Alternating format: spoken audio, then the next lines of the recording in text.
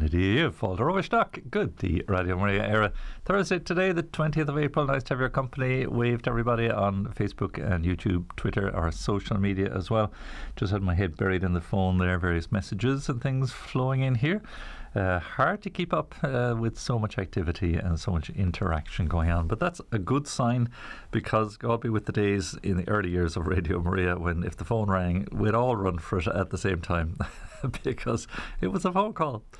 But now it's just a plethora, thanks be to God, of phone calls and text messages, emails and letters to us here, and thank you for that, because the radio means a great deal to so many people now, and we're so grateful to so many of you who make it possible. And we have witnessed gradual, very firm growth over the years, and the graph, as it were, of devices listening is the incline of that graph is a sort of a what they call that, a narrow or a shallow gradient, but it's certainly on the increase all the time, and that's very comforting to see. And very consoling indeed that the work in the ministry that we seek to do is reaching many more souls. So thank you to you all for making that possible and being part of this great mission and movement.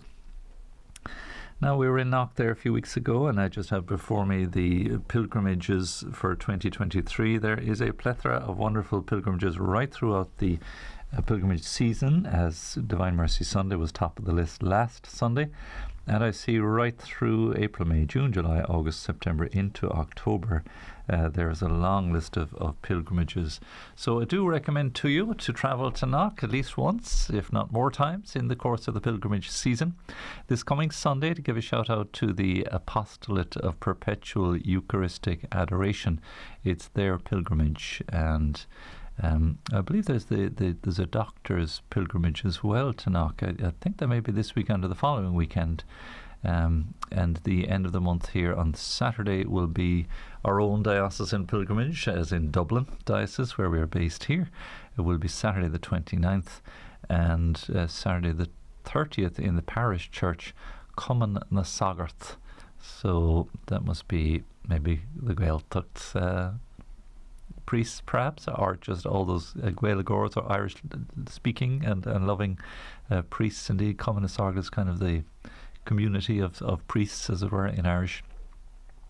So that's on Sunday the 30th. So they're the pilgrimages coming up this weekend and the following weekend. So if you'd like to join in on any of those, simply look them up online. We can help you with that if you wish as well, and point you the right direction and give you a phone number to contact. Or indeed, if you're making your own way to Knock, simply join in with them. Nobody's going to say boo to you. Nobody's going to know who you are or where you're from or who you're attached to. And you can simply merge in there with the wonderful activity. And as always, as you know, here on Radio Maria, we tune in every Sunday afternoon at 3 o'clock to the Basilica, and we'll share with you from all of those pilgrimage groups from around the country. And it is our hope to connect in with the various pilgrimages and participants as we go along. We're hoping to indeed invite pilgrimage organisers to come and share a little of their story and their journey and their arrangements for travelling to Knock with us. So if you happen to be one of those, or you know one of those involved in arranging a pilgrimage to Knock, get in touch with us, and we'll be happy to give your pilgrimage a good shout out here on Radio Maria. It's me. That's my home diocese of Cloyne, is travelling to Knock. So not sure what I'm doing that Sunday. A calendar downstairs. If you've been listening to Liz with one of these calendars you can write on, it's a big, much bigger one than our Radio Maria calendar. It's a full year. It's like a wall planner, and it's just packed full of all these venues and places we're hoping to get and to attend to and to promote the Radio Maria mission in.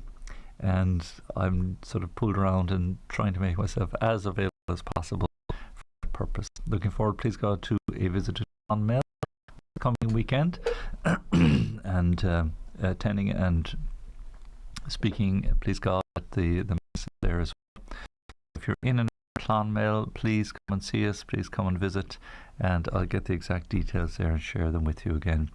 And looking forward to promoting there. So please God, Patricia McCarthy, from Dungarvan will come and join us there.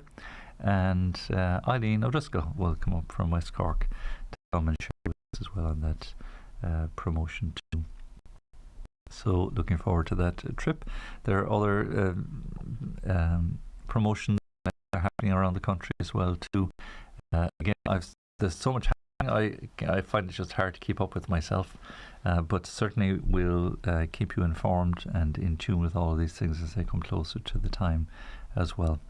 And hope that you can come and join us, come and be with us, come and journey with us and be part of it. So we have various jingles and moments throughout the day advertising these great events, and just to highlight them for you, that you'll be very welcome to come along and be part of it. So please do come and share and journey with us wherever we may be, and tell others about the great blessing indeed and gift of our family and our mission here at Radio Maria.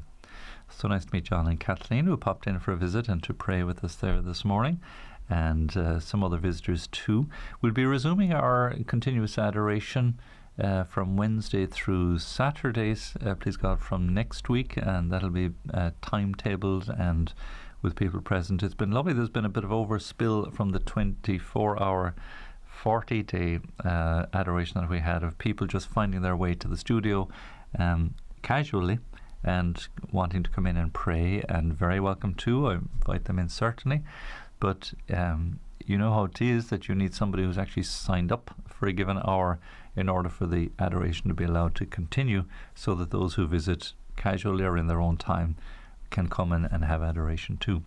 So both are necessary, both are good, but most helpful, of course, if you can actually sign your name down and say, I will be here from, I don't know, 4 to 5, from 6 to 9, I'll be here overnight. Some indeed gallant souls do that for us regularly too, and it means the adoration can continue in perpetual form. There's no need to repose the Blessed Sacrament. So if that is something you're able to do, strongly recommend you sign up for an hour or two. Come and visit the studio here, make it a little pilgrimage, come once a week, once a fortnight, again, whatever time suits that you're able to commit to.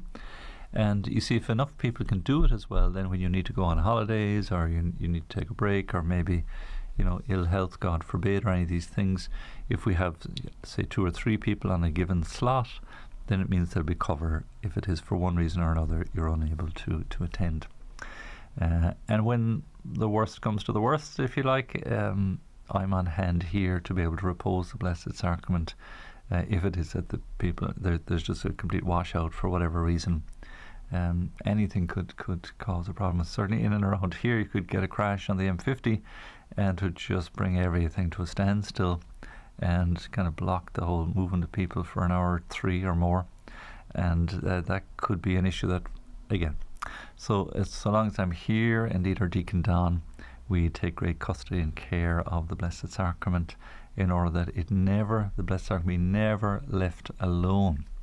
And maybe that is a little word to you, if it is that you have adoration in your own parish, and this is something, of course, we would advocate and promote, and all involved now in the perpetual Eucharistic adoration in the country, that apostolate, travelling to Knock now this weekend, on the Sunday it is, seeking again to build on the bit of the damage and the wreckage that came as a result of the virus, when adoration just dissipated away so sadly.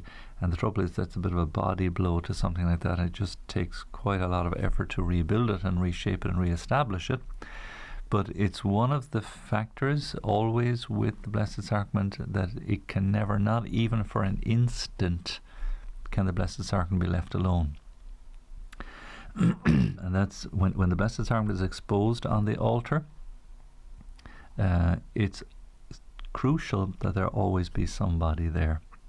And this is why, again, we always aim to have at least 2, so that if one person needs to take a break, or needs to get a cup of tea, or needs to do some necessary things, or take a phone call or whatever, things, people have stuff going on in their lives too, that there's always one person at least remaining in our oratory here, that we would never wish the Lord to be left alone. And that would be true, again, as I say, in your own home parish or wherever that may be.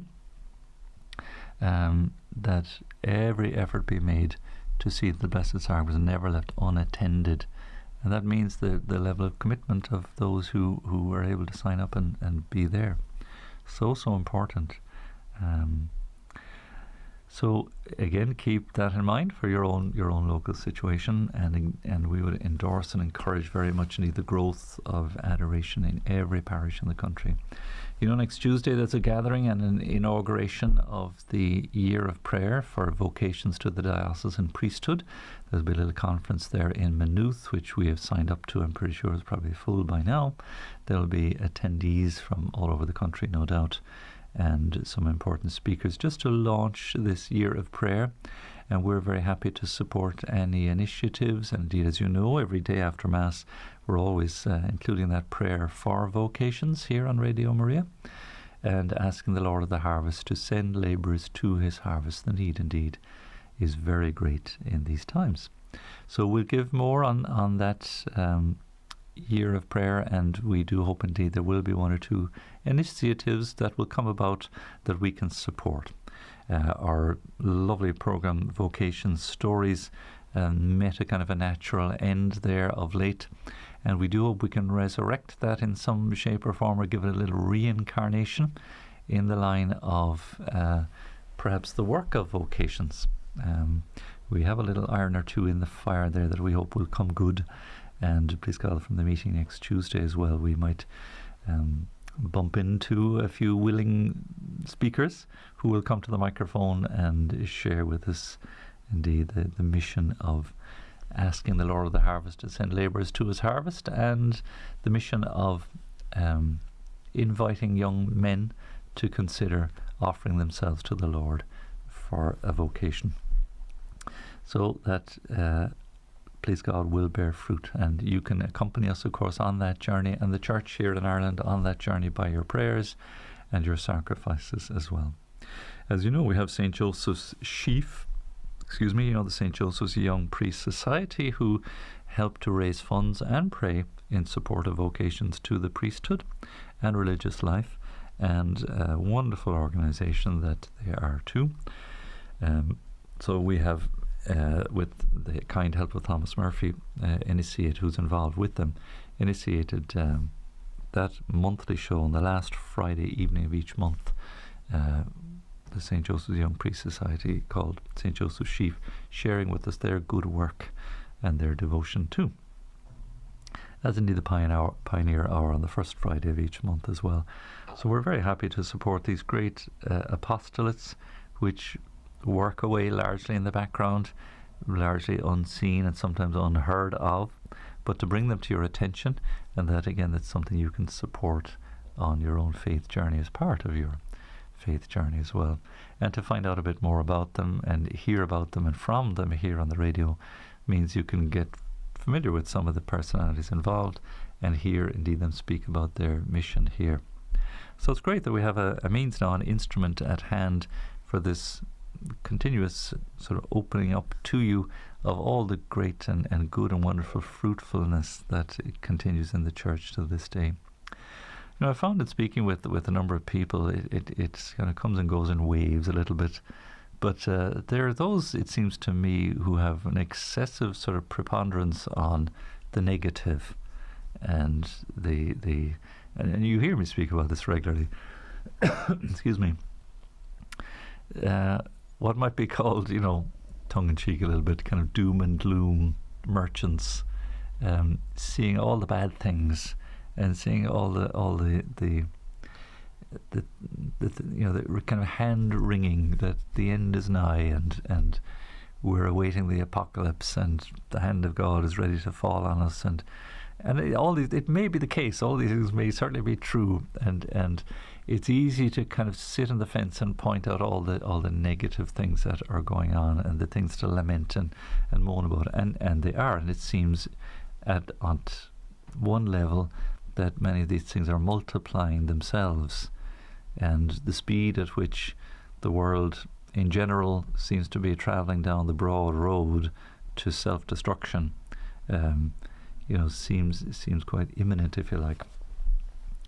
But we have to balance that with God's mercy, God's love, and God's providence.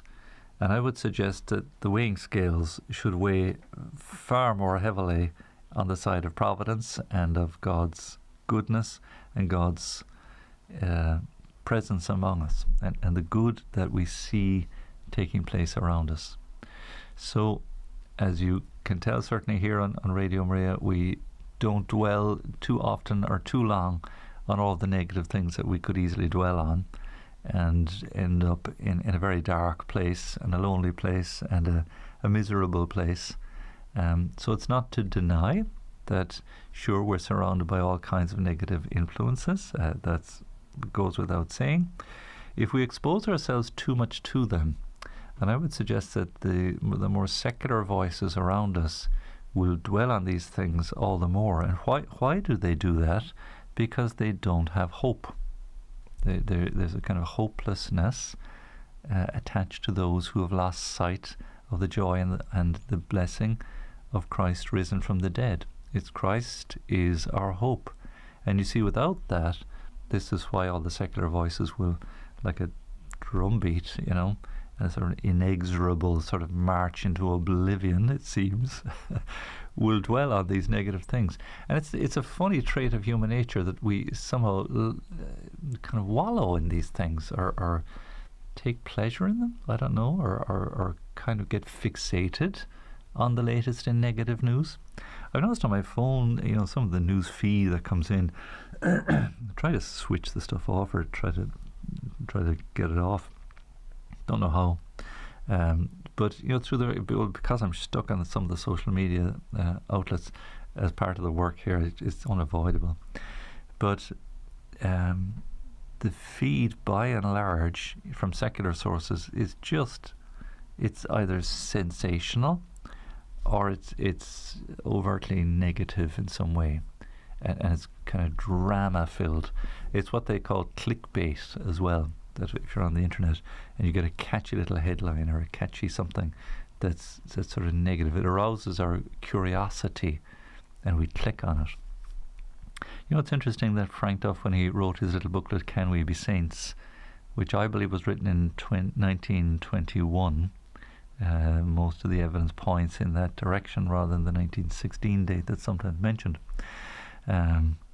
At any rate, it was the early 1900s, so it's 100 years ago. There's a little passage in there which he speaks about the absorbing negative influence of the news in the newspapers. Now, radio was just, in Ireland at any rate, just coming into being at that time, a thing called 2RN. That name still exists. It's kind of the technical wing of RTE today. 2RN, you can look it up, and this was sort of the early attempts at radio broadcasting. But the propensity even then, and I suppose in Frank Duff's time, to go back to 1921, you would have had the Great War as it was known, the First World War. You would have had the Depression, I suppose, in the late 1920s, the Easter Rising, the Civil War here in Ireland, and again the occupation and the arising into the free state and so on. We just come through the famine maybe a generation or two before. There was no shortage of negative news, and the needs of the poor were massive. The tenement squalor in which many people lived, Frank Duff describes it quite vividly for us, and history certainly accounts for it too. Desperate poverty at the time. And no shortage of ills to be attended to, and no shortage of corruption and everything else, human nature being what it is.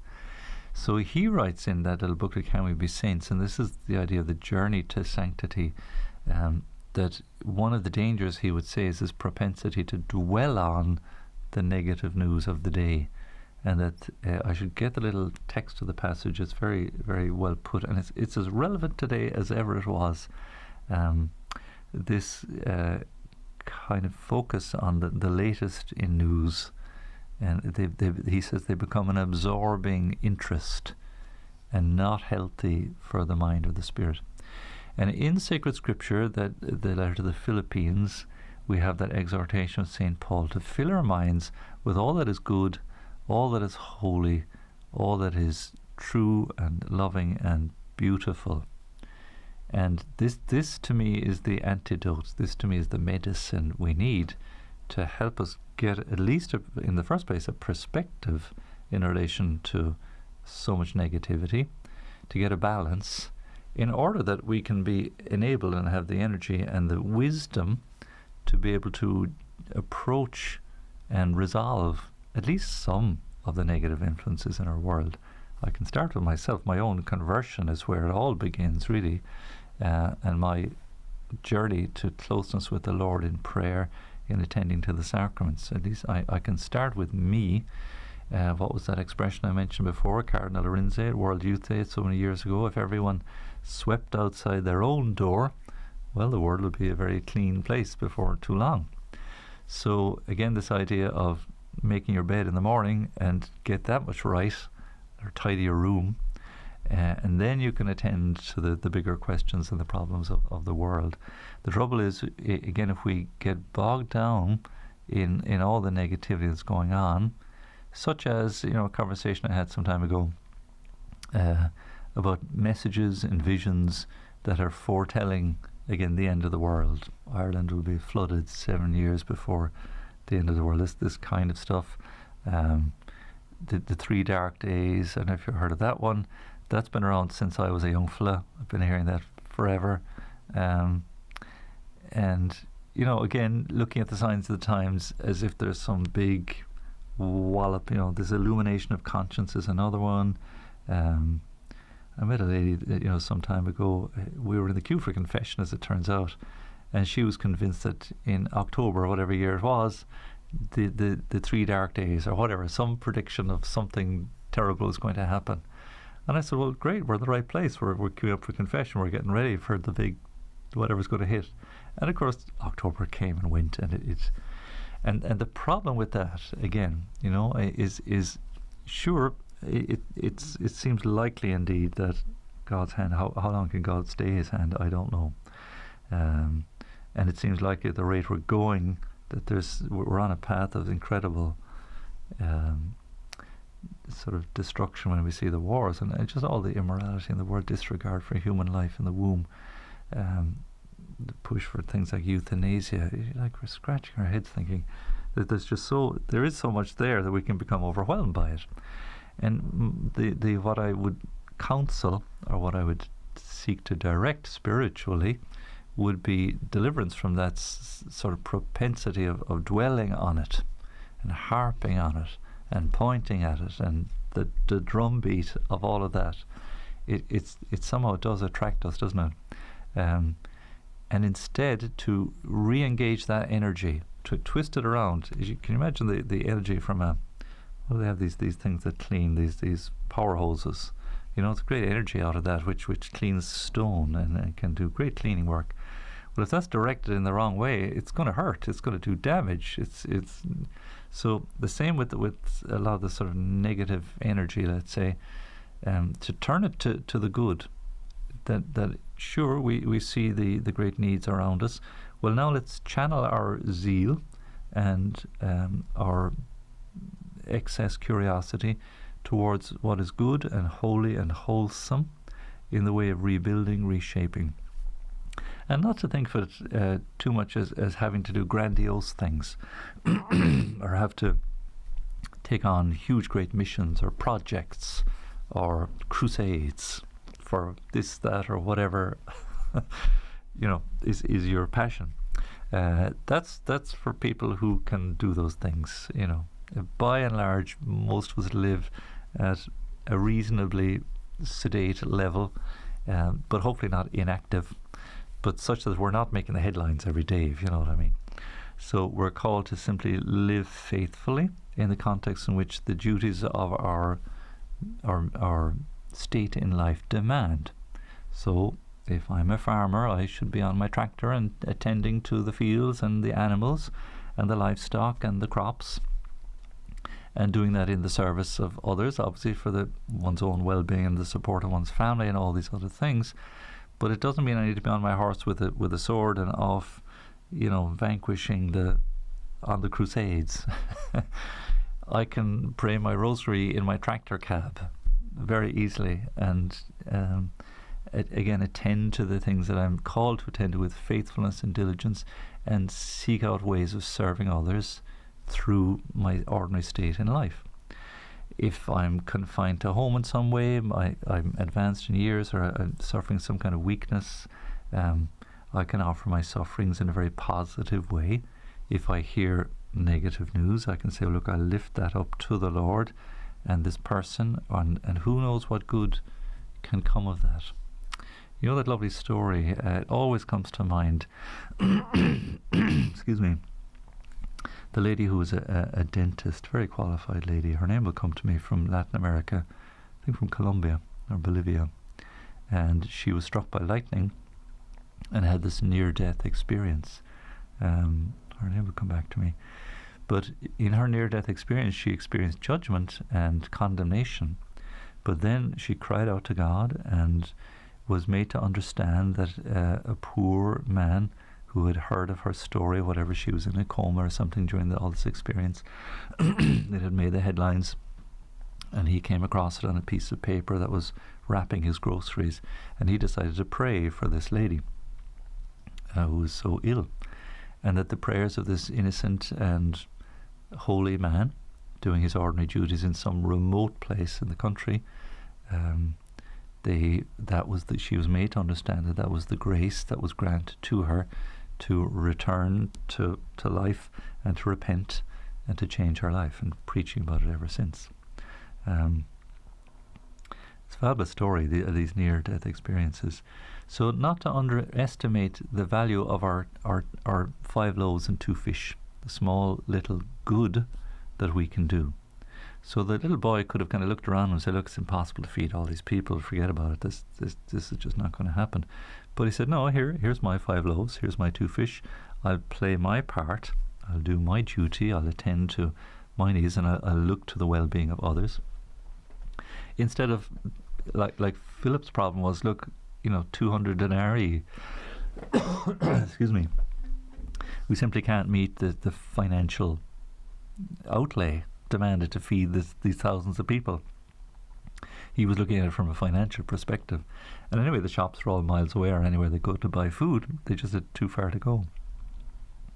And instead, the Lord was inviting them to trust in me. This is the essence of divine mercy. Let's take a drink.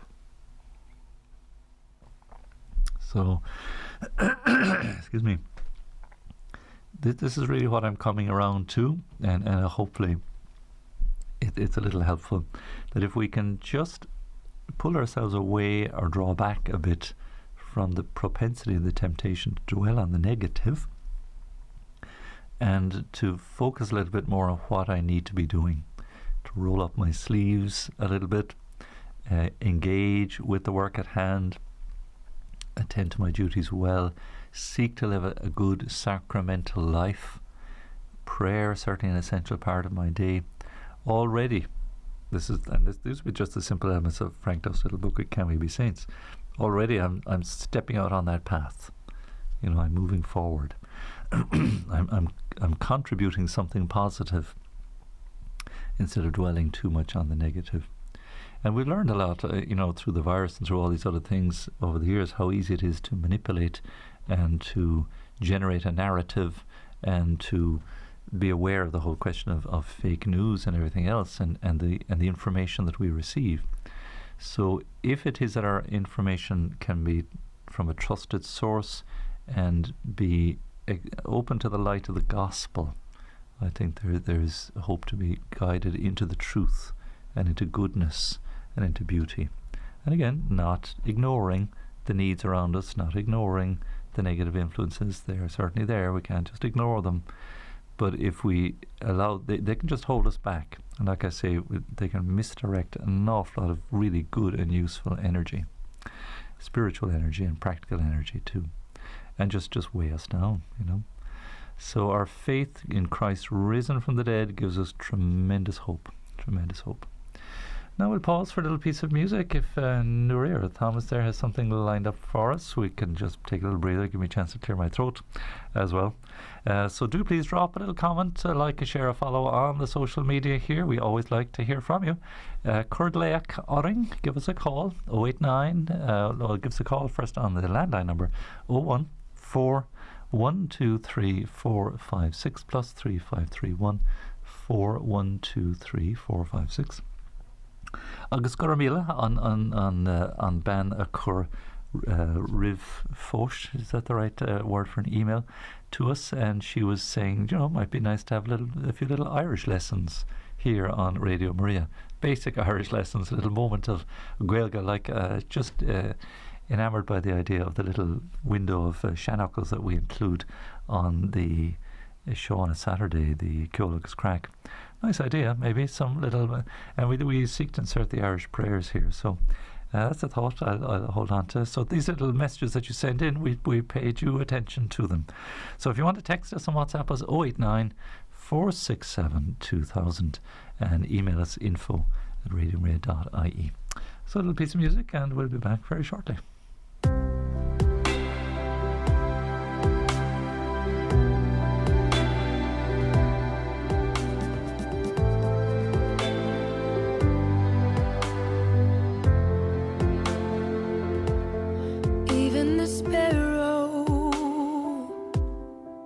Has a place to lay its head, so why would I let worry steal my breath?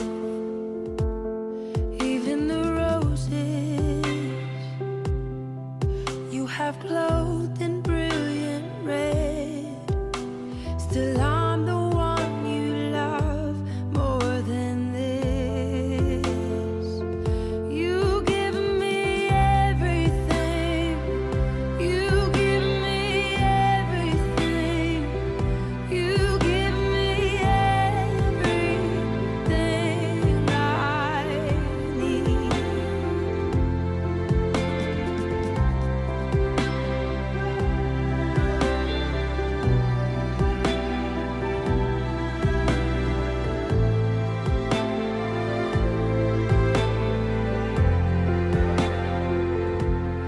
Even the oceans push and pull at your command, so you can steal my heart with your hand. You tell the seasons when it's time for them to turn, so I will trust you even when it hurts. You give me everything, you give me everything, you give me everything I need. You give me everything, you give me everything, you give me everything I need. When I can't see you lead me, when I can't hear you show me, when I can't stand, you carry me. When I'm lost, you will find me. When I'm weak, you are mighty. You are everything I need. You give me everything, you give me everything, you give me everything.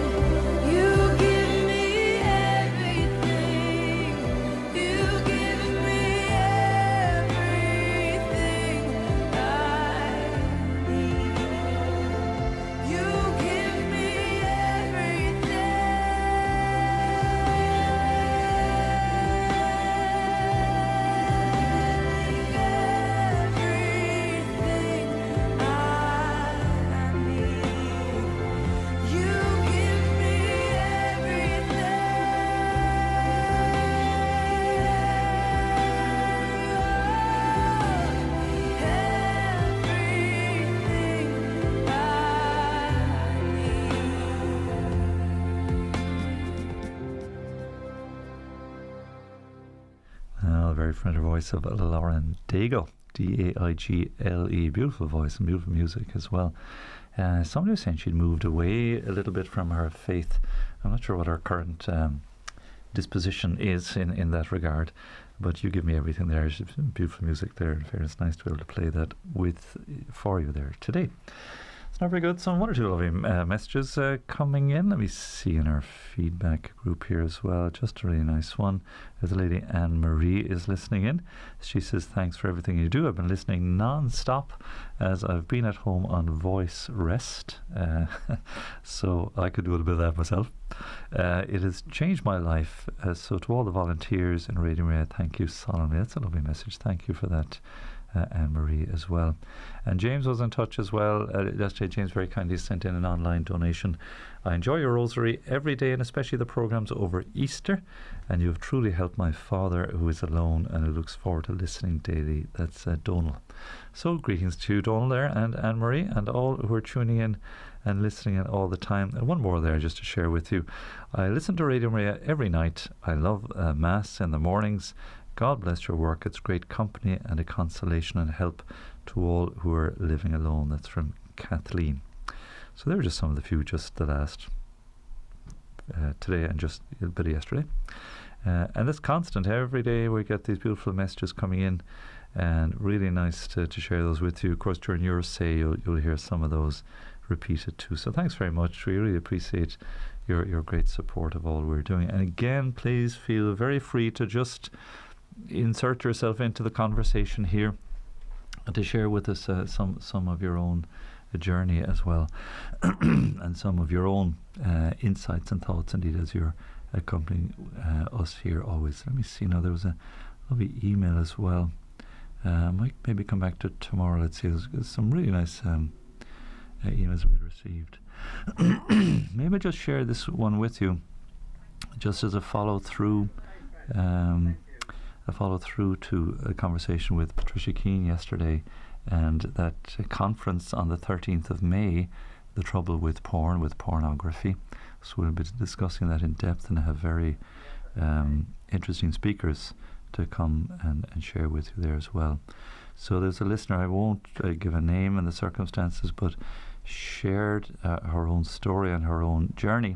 And she says, I couldn't have agreed more with what you and Patricia were discussing in the Chatechesis this morning. That was yesterday morning.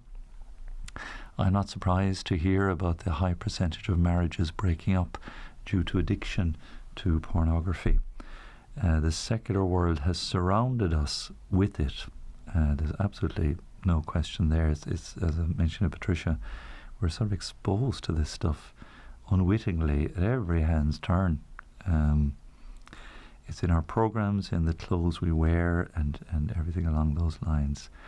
But she very humbly admitted of her own shortcomings in that regard too. And listen, in this topic and so many others, let he who is without sin cast the first stone. So let me be the first to drop the stone.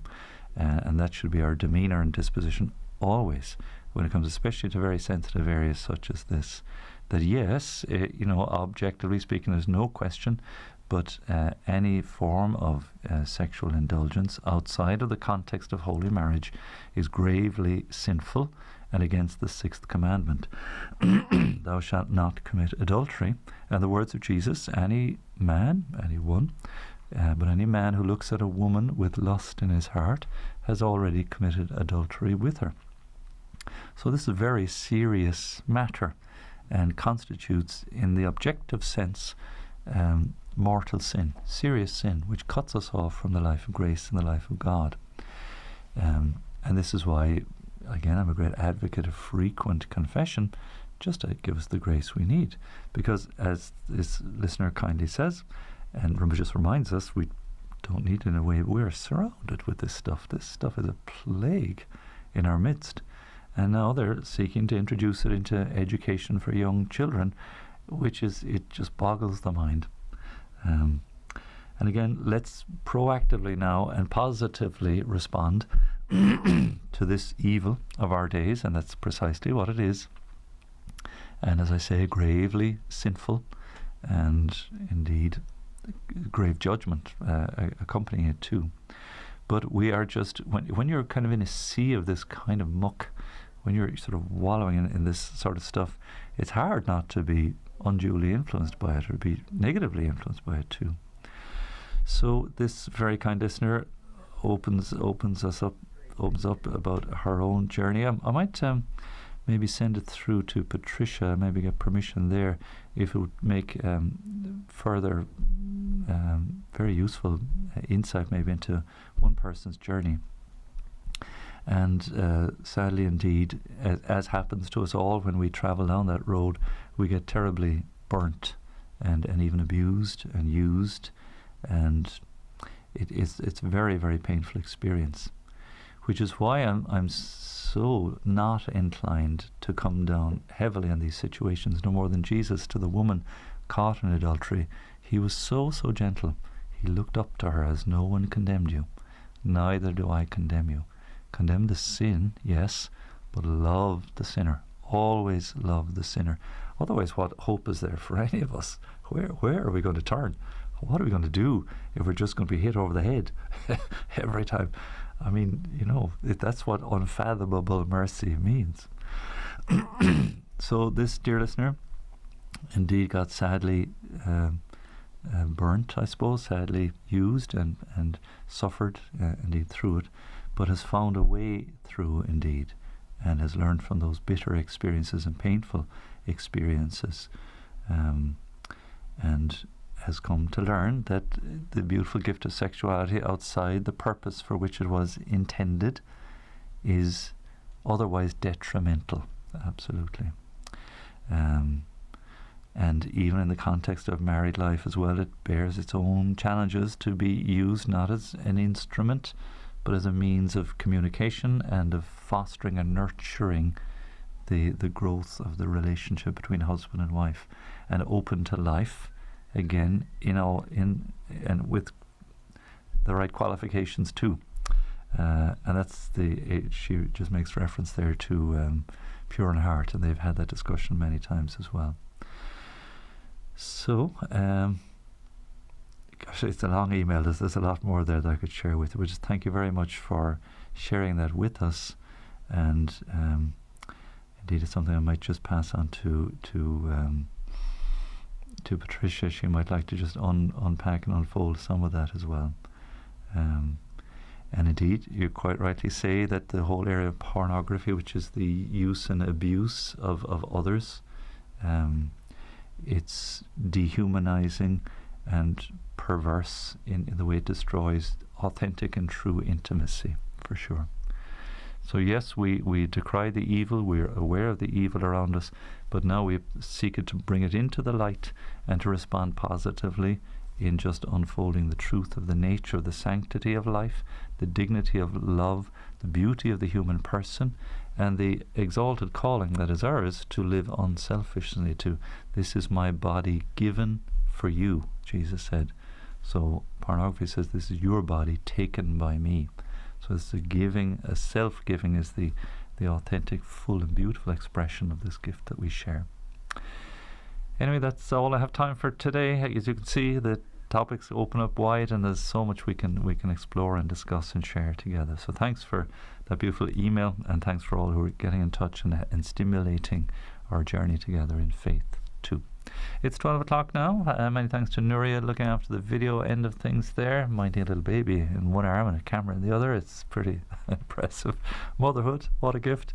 And Thomas is on hand too as well to mind the mixing desk as well. So grateful to all the support in the background here. We'll pause now, allow our bells to toll, and stay with me and pray with me our Regina Celli and our midday prayer.